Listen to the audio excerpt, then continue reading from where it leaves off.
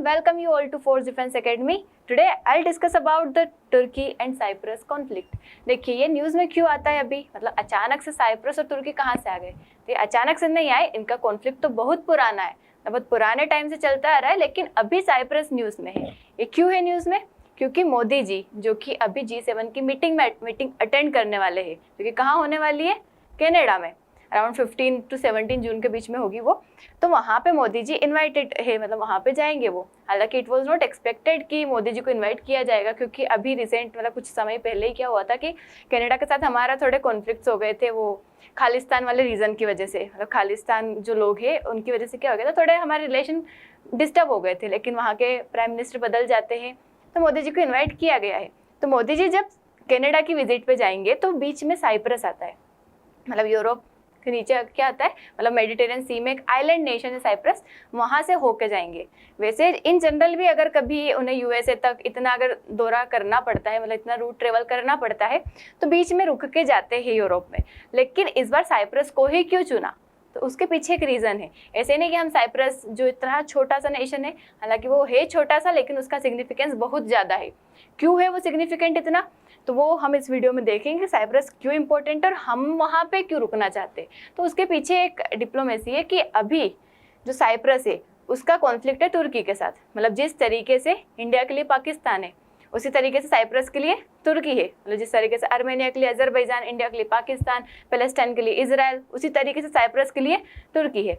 और अभी क्या होता है कि जब हमारे यहाँ पहलगाम अटैक होता है और जब ऑपरेशन सिंदूर लॉन्च किया जाता है हमारे यहाँ से, तब जो तुर्की है वो सपोर्ट करता है पाकिस्तान को और इंडिया को अपोज करता है, मतलब वहाँ पे डिफेंस इक्विपमेंट सप्लाई करता है, पाकिस्तान को सपोर्ट करता है इंडिया के अगेंस्ट जाने के लिए। तो ये सारी चीज़ें जब हम देखते हैं तो हम भी मतलब उसको कुछ ना कुछ तो करेंगे, उसको जवाब देंगे। तो उसके लिए हम जा रहे हैं कहाँ पे, मतलब मोदी जी जा रहे हैं कहाँ पे, साइप्रस में। उसके साथ डिफेंस डील करेंगे, मतलब कुछ भी जो भी बात होगी, बट वो रिलेटेड टू तुर्की है। तो न्यूज़ में आता है, इसलिए हम इसके बारे में डिस्कशन करेंगे। कोई भी लड़ाई है, जैसे कोई सा भी युद्ध हो, ऐसा नहीं है कि आजकल में कॉन्फ्लिक्ट स्टार्ट हो जाता है, मतलब इसके पीछे बैकग्राउंड बनता है धीरे धीरे युद्ध, मतलब कोई भी वॉर है, कॉन्फ्लिक्ट है, धीरे धीरे बड़ा होता जाता है। जैसे इजराइल पैलेस्टाइन का देखें, वो भी अभी का नहीं है, वो बहुत पुराना 90s के टाइम का है। हमारा पाकिस्तान का देख ले, वो बहुत पुराना कॉन्फ्लिक्ट चलता आ रहा है। आर्मेनिया अजरबैजान उनका बहुत पुराना चलता आ रहा है। तो धीरे धीरे मतलब इसी तरीके से तुर्की और साइप्रस का ये कॉन्फ्लिक्ट भी बहुत पहले स्टार्ट होता है। कि अगर इसकी हिस्ट्री में थोड़ी सी बताऊं तो पहले ओटोमन एम्पायर जो था, हम पहले इसको साइप्रस को मैप में देखते हैं। देखिए ये क्या है, मेडिटेरियन सी है, मेडिटेरियन सी है। ये क्या है, तुर्की है। This is Greece. इधर की साइड इजिप्ट वगैरह, मतलब अफ्रीकन नेशंस आ जाते हैं। इधर मिडिल ईस्ट वाला एरिया आ जाता है, इधर की साइड यूरोप आ जाता है। तो इन तीनों को के बीच में है क्या, मेडिटेरियन सी। और मेडिटेरियन सी में एक आइलैंड नेशन जो है यहाँ पे छोटा सा जो दिख रहा है, ये है आपका साइप्रस। क्या है ये, साइप्रस। मतलब इतना छोटा सा नेशन है, लेकिन इसका सिग्निफिकेंस बहुत है। क्यों है, एक तो ये मेडिटेरियन सी में लोकेटेड है, और कोई भी आइलैंड नेशन, मतलब कभी भी किसी को नेवल अगर रूट ट्रेवल करना रहता है तो इन जनरल बीच में रुकने के लिए या फिर किसी भी पर्पज से जनरली जो आइलैंड नेशंस होते हैं बहुत इंपॉर्टेंट माने जाते हैं, मतलब काफ़ी इंपॉर्टेंट है। तो ये साइप्रस जो है बहुत सिग्निफिकेंस रखता है इसका खुद का, इस रीजन में भी, इन सभी देशों के लिए भी। तभी तो तुर्की इसके ऊपर कंट्रोल करने की कोशिश कर रहा है। तो हम देखेंगे कि कहाँ से स्टार्ट होती है ये कॉन्फ्लिक्ट, क्यों होती है। देखो पहले क्या होता है, मतलब 16th सेंचुरी की अगर हम बात करें तो उस टाइम पे ओटोमन एम्पायर का रूल हुआ करता था। ओटोमन एम्पायर जिसने अराउंड 600 ईयर तक रूल किया है। बट वो जब वर्ल्ड वॉर होती है उसमें ओटोमन एम्पायर हार जाता है और उसके बाद अलग अलग नेशंस में डिवाइड हो जाता है। तो तुर्की और साइप्रस ये दोनों भी ओटोमन एम्पायर के पार्ट थे। और ओटोमन एम्पायर जिसको तुर्क एम्पायर भी कहा जाता है, तो उसी से तुर्की को लगता है कि मतलब कुछ कनेक्शन मेरा है, हालांकि उससे उसका कोई कनेक्शन नहीं है। कि तुर्क एम्पायर था इसलिए तुर्की का रूल है उस जगह पे। जिस तरीके से यूएसएसआर जो है मतलब अलग अलग कंट्रीज में डिवाइड हो जाता है, लेकिन ऐसा कहा जाता है यूएसएसआर रशिया है।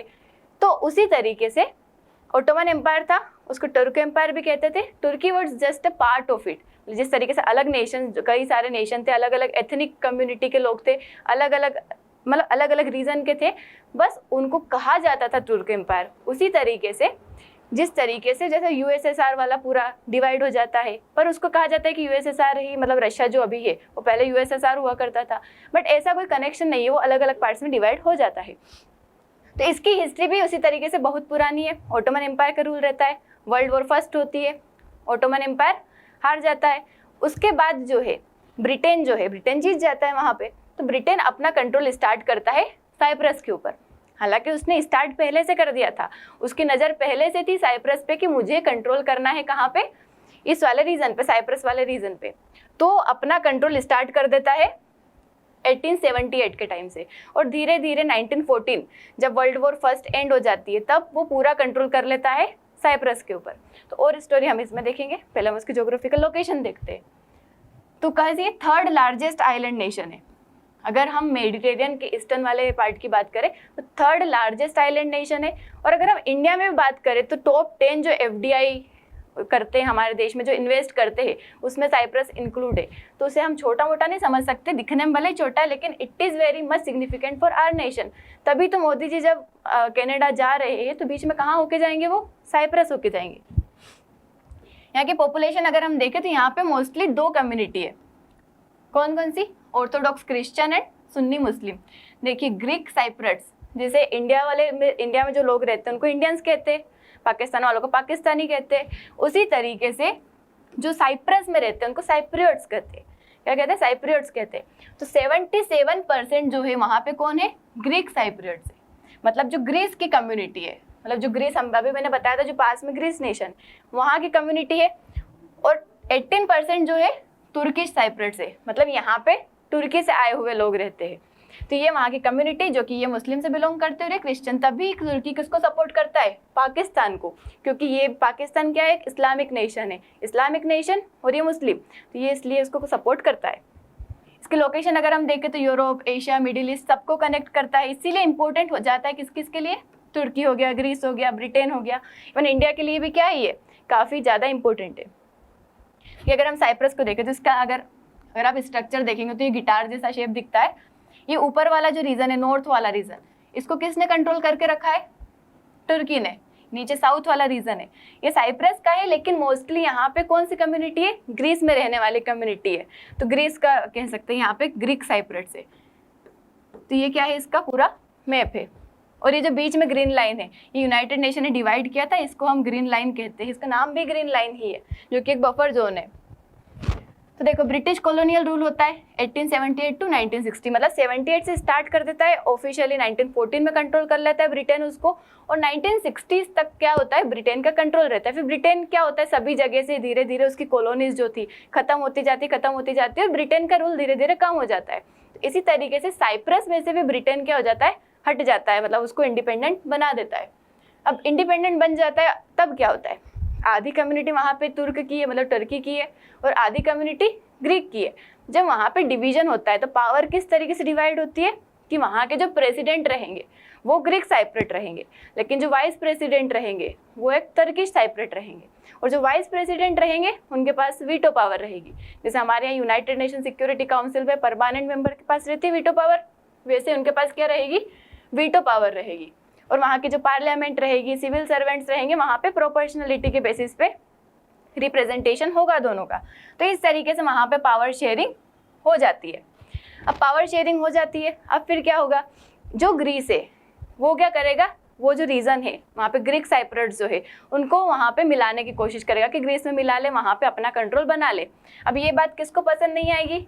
तुर्की को पसंद नहीं आएगी, तो वो उसके ऊपर अटैक करेंगे। वहाँ पे ग्रीक, इधर एक साइड ग्रीस है, एक साइड तुर्की है, वहाँ पे अटैक होगा, और इसी तरीके से कॉन्फ्लिक्ट स्टार्ट हो जाता है दोनों के बीच में। क्या प्रॉब्लम क्या थी कि अरेंजमेंट जो किया गया था पावर शेयरिंग का फ्रेजाइल था। ग्रीक साइप्रट्स किसकी बात कर रहे थे? एनोसिस मतलब ग्रीस में मिलने की बात कर रहे थे, और तुर्किश क्या चाह रहे थे कि हम पार्टीशन हो जाए, मतलब 2 नेशन बन जाए। वो एक साइप्रस को हम 2 भाग में डिवाइड कर ले, आधा तुर्की का, आधा साइप्रस ग्रीस वाला। 1963 में वहाँ के प्रेसिडेंट मतलब क्या करते, कुछ कॉन्स्टिट्यूशन में चेंजेस लाते हैं। तुर्की का जितना भी वहाँ पे पावर थी उसको हटा दिया जाता है, मतलब तुर्की की पावर कम करने की कोशिश करते हैं। टर्की साइप्रट्स को वहाँ की गवर्नमेंट से हटा दिया जाता है। तो क्या होगा? अब देखिए एक जगह थी, वहाँ पे किसी का रूल था, दूसरे हटाने की कोशिश कर रहे, दोनों के बीच में हो जाते हैं कॉन्फ्लिक्ट स्टार्ट। अब कॉन्फ्लिक्ट स्टार्ट होगा किस किस के बीच में? तुर्की के बीच में और साइप्रस के बीच में, मतलब ग्रीक कम्युनिटी के बीच में और टर्किश कम्युनिटी के बीच में। तो यहाँ पे वॉर स्टार्ट हो जाती है, मतलब कॉन्फ्लिक्ट स्टार्ट हो जाता है। एक्चुअल एक बहुत बड़ी सी वॉर नहीं होती है, हालांकि छोटी मोटी लड़ाइयाँ होती रहती है। 1963-64 के टाइम पे। फिर यूएन पीस कीपिंग फोर्स आती है साइप्रस में 1964 में, ताकि शांति स्टेब्लिश कर सके वहाँ पे।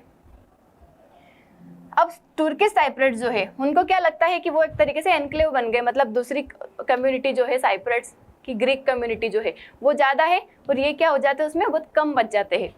फिर क्या होता है, ग्रीस एंड तुर्की सपोर्टेड देयर, मतलब अपने अपनी जो कम्युनिटी से एथनिक कम्युनिटी है उनको दोनों सपोर्ट करते हैं।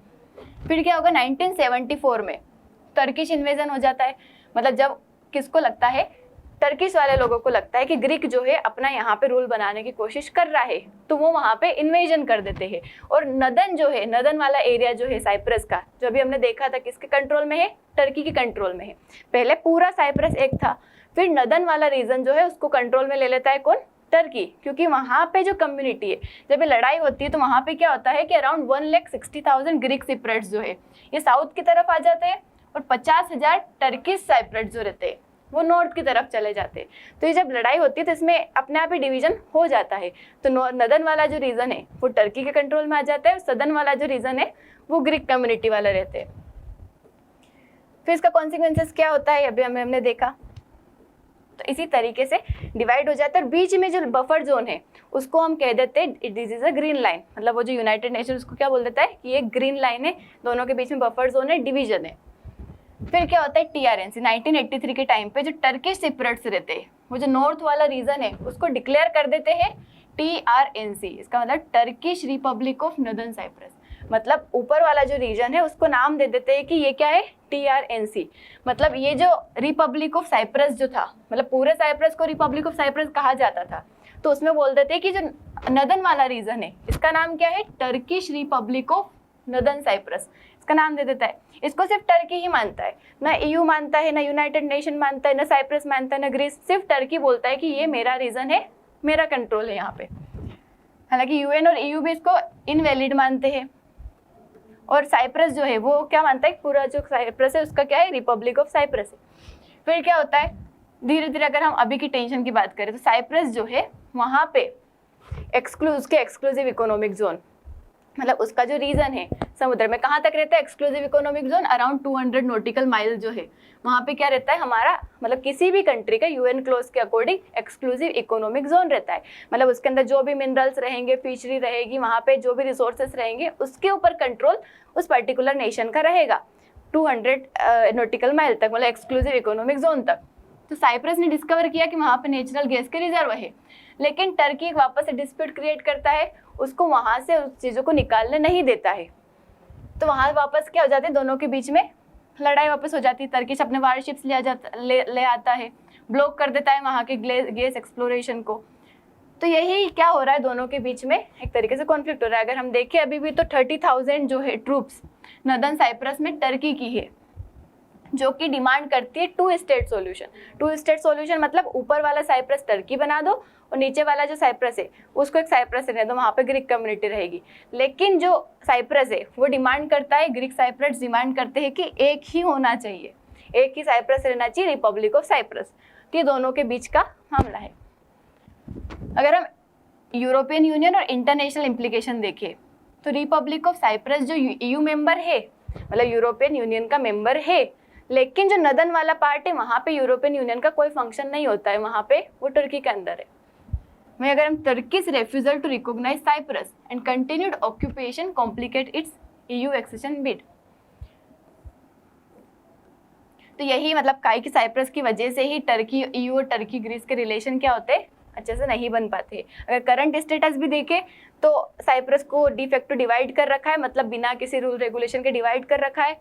उसके अलावा जो ग्रीन लाइन जिसको बफर जोन कहते हैं वो अभी भी एक्सिस्ट कर रहा है।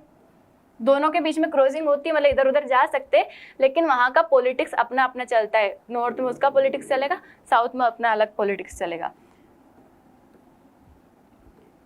तो हमने देखा ये क्या था पूरा टर्की एंड साइप्रस का कॉन्फ्लिक्ट, जो कि क्यों न्यूज़ में आया, क्योंकि अभी मोदी जी जाने वाले हैं साइप्रस। और तुर्की ने जिस तरीके से ऑपरेशन सिंदूर के टाइम पे पाकिस्तान की हेल्प करी, तो हम भी तुर्की को जवाब देंगे with the help of Cyprus. This is all about Turkey and Cyprus conflict. I hope आपको समझ आया होगा। If you want its PDF you can join our channel SSB World FDA। Thank you so much. जय हिंद।